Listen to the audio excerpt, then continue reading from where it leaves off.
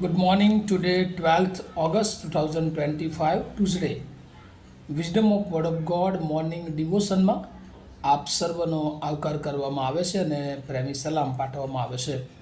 થોડી તબિયતના તંદુરસ્તી અને થોડા બિઝીનેસને કારણે થોડા દિવસો આપણે મોર્નિંગ ડિવોશનમાં મળી શક્યા નહીં, એના માટે ક્ષમા ચાહું છું. આજે સવારે ફરી એકવાર નીતિ વચનોના પુસ્તકમાંથી એનો 14મો અધ્યાય અને એની 10મી કલમ પર પ્રભુનું ટૂંકું વચન આપણે જોવા માગીએ છીએ. પ્રોવર્બ્સ ચેપ્ટર 14 વર્સ 10. અને આ પ્રભુનું વચન આ પ્રમાણે આપણને કહે છે, અંતઃકરણ પોતે પોતાની વેદના જાણે છે અને પારકો તેના આનંદમાં હાથ ગાલી શકતો નથી. NIV બાઇબલ પ્રમાણે, each heart knows its own bitterness and no one else can share its joy. અને આ પ્રભુનું વચન છે. અને આજે સવારે ટૂંકા નીતિ વચનના જે શિક્ષણ છે, જ્ઞાન છે, અને એ જ્ઞાન ઘણા બધા સુલેમાનના જે નીતિ વચનો છે, એ જ્ઞાની કે જે પોતાનું જીવન ખાસ કરીને એ કેવી રીતે એક જ્ઞાની વ્યક્તિ તરીકે પસાર કરી શકે એ સંબંધી કેટલીક બાબતો અગાઉ પણ તેમણે જણાવી હતી. અને ખાસ કરીને પોતાની જીભ દ્વારા પવિત્ર આત્માનું જ્ઞાન એ જ્ઞાની હંમેશા એ પ્રગટ કરતું આપણને જોવા મળે છે. આજના જે કલમ છે એમાં 2 ભાગ જોવા મળે છે. એક, અંતઃકરણ પોતે પોતાની વેદના જાણે છે. each heart knows its own bitterness. જીવનમાં 2 બાબતો એ હોય છે. એક કે જે આનંદની લાગણી અને બીજી કે જે દુઃખની લાગણી. અને જીવનમાં આ 2 બાબતો એવી હોય છે કે જે આપણે બીજાઓની સમક્ષ એ વહેંચી શકતા નથી, પણ એકલા જ જે માણસ હોય છે, જેના ઉપર આ લાગણીઓનો અનુભવ હોય છે, એને સમજણ પડે છે. અને એટલા માટે આનંદની લાગણી, ગ્રીક શબ્દ એના માટે જે વપરાયો છે ને તો સિમ્હા, કે જે આનંદની લાગણી. ગમે તેવી પરિસ્થિતિ હોય પણ જે ઈશ્વરને ઓળખનારી વ્યક્તિ છે એના હૃદયમાં હંમેશા એ આનંદ જોવા મળે છે, એ જોય જોવા મળે છે. ગમે તેવી પરિસ્થિતિઓ હોય, ગમે તેવી સ્થિતિ એના જીવનમાં આવે, પણ પ્રભુ તરફનો આનંદ એ એના જીવનમાંથી અથવા એના હૃદયમાંથી જરાય ઓછો થતો નથી. અને એવા 2 જીવન ચરિત્રો આપણે જૂના કરારમાં જોઈએ છે. એક સ્ટેફન, કે જેને પથ્થરે મારી નાખવામાં આવ્યો, પણ પથ્થર લોકો મારતા હતા ત્યારે પણ એના હૃદયમાં તો એ આનંદ હતો, કારણ કે જાણતો હતો કે આ બધી પરિસ્થિતિઓમાં પણ ઈશ્વરનો આનંદ એ કોઈ છીનવી શકે એમ નથી. અને બીજું, નવા કરારમાં પણ લઈએ અને જૂના કરાર તરફ પણ એની નોંધ લેવામાં આવી છે ને તો સાઉલમાંથી પાઉલ બનેલ પ્રભુના સેવક. દુઃખો, મુશ્કેલીઓ, જેલ, બધી જ પરિસ્થિતિઓ આવી, પણ એ બધામાં પ્રભુમાં સદા આનંદ કરોની વાત એ લોકોને એમણે જણાવી. સાથે સાથે જેલમાં રહીને પણ પ્રભુનું કામ એ અટકાવ્યું નહીં.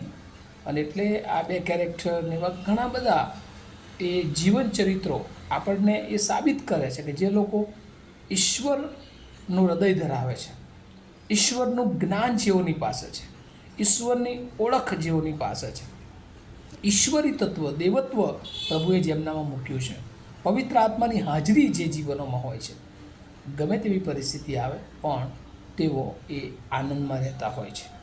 અને બીજી એક લાગણી અથવા એક બીજી બાબત જે દરેક માણસોના જીવનમાં હોય છે ને તો દુઃખની લાગણી, સોરો. અને ગ્રીકમાં જે મારા નામનો શબ્દ વાપરવામાં આવ્યો છે દુઃખની લાગણીને માટે.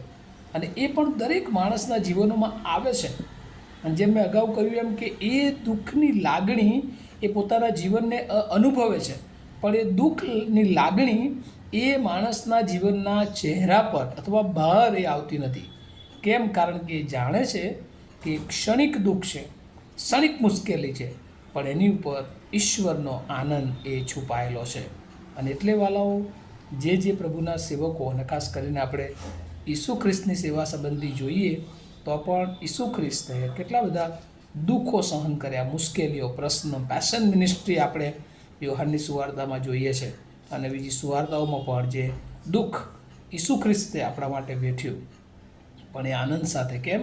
કારણ કે દેવની ઈચ્છા અને યોજના એ પરિપૂર્ણ કરવાનો એ આનંદ એમની પાસે હતો. ત્યાર પછી એમની પાછળ ચાલનારા ફોલોઅર્સ તરીકે જે શિષ્યોના જીવનો જોઈએ છે, બધાને મોટાભાગે એ શહીદી વોરી મારી નાખવામાં આવ્યા, પણ તેમ છતાં તેઓ હસતા હસતા એ પ્રભુના કાર્યને માટે એ શહીદ થયા. દુઃખ, મુશ્કેલી, પ્રશ્નો એ આ પૃથ્વી પરના જીવનમાં આવે છે. એ એક સભ્ય તરીકેનું જીવન હોય, વિશ્વાસી તરીકેનું જીવન હોય કે સેવક તરીકેનું જીવન હોય, પણ એ બધી પરિસ્થિતિઓમાં પ્રભુ જે લોકોને પોતાનું બળ, પોતાનું સામર્થ્ય આપે છે, એમને એ દુઃખમાં પણ જાણે કે આનંદની લાગણી એ અનુભવાય છે. આજે એના બાળકો તરીકે પ્રભુ આપણા તરફ દૃષ્ટિપાત કરે છે કે જ્યારે વિકટ પરિસ્થિતિ આવે ત્યારે આપણું અંતઃકરણ ચોક્કસ દુઃખ થાય છે, પણ કહે છે કે પારકો તેના આનંદમાં હાથ ઘાલી શકતો નથી. એ વિકટ પરિસ્થિતિમાં પણ એ હૃદયમાં, એ અંતઃકરણમાં ઈશ્વરનો આનંદ એ ભરપૂર હોય છે. અને આ પ્રભુની કૃપા છે, આ પ્રભુનું બળ છે, આ પ્રભુનું સામર્થ્ય છે કે જે લોકો એના પર વિશ્વાસ કરે છે એને એ હૃદયથી નિહાળી શકે છે. અને આ વાત પ્રભુ આજે સવારે તમારી ને મારી મધ્ય શેર કરવા માગે છે. પૃથ્વી પર તમને એ દુઃખ છે, મુશ્કેલીઓ છે, પ્રશ્નો છે, પણ મારો આનંદ એ તમારામાં સંપૂર્ણ થાય એ ઈશ્વરની ઈચ્છા છે. અને એ ઈચ્છા પ્રભુ આપણ સર્વના જીવનમાં પરિપૂર્ણ કરવા માગે છે. આવો આપણે પ્રાર્થના કરીએ. અમારા અતિ પવિત્ર અને જીવતા ઈશ્વર, આજે સવારે પ્રભુ અમારા જીવનોમાં આવતી પરિસ્થિતિઓમાં પ્રભુ દુઃખ અને લાગણી બંને હોય છે. પ્રભુ ખાસ કરીને આનંદ સાથે એ દુઃખો, એ વેદનાઓ, એ બધી પરિસ્થિતિઓમાં તમે અમને પસાર કરાવો છો. અને આખરે પ્રભુ તમે આ બધું અમારા જીવનમાં આવવા દો છો કે જેથી કરીને અમે પરિપક્વ બનીએ. અને એ જ હેતુથી આજે સવારે પ્રભુ તમે અમને તૈયાર કરો. પ્રભુ અમારા જીવનોમાં આવતા તમામ પ્રશ્નો, મુશ્કેલીઓ, વિટમણાઓ એ અમારા હૃદયના આનંદને એ નાશ ન કરે એવું તમે થવા દો. સાંભળનાર બધાને પણ પ્રભુ તમારા પવિત્ર આત્માથી ભરપૂર કરો. તમારું જ્ઞાન, તમારી બુદ્ધિ, તમારી ઓળખ આપો કે જેથી કરીને આ પૃથ્વી પરની બધી જ એ પરિસ્થિતિઓમાં પ્રભુ આનંદ સાથે તમારા વિશ્વાસમાં તેઓ આગળ વધી શકે. અમે સર્વ અમારા જીવનો તમારા હાથમાં સોંપતા મારી પ્રાર્થના ઈસુ પ્રભુના નામમાં સાંભળો, એનો સ્વીકાર કરો. આમીન. Have a nice day to all of you.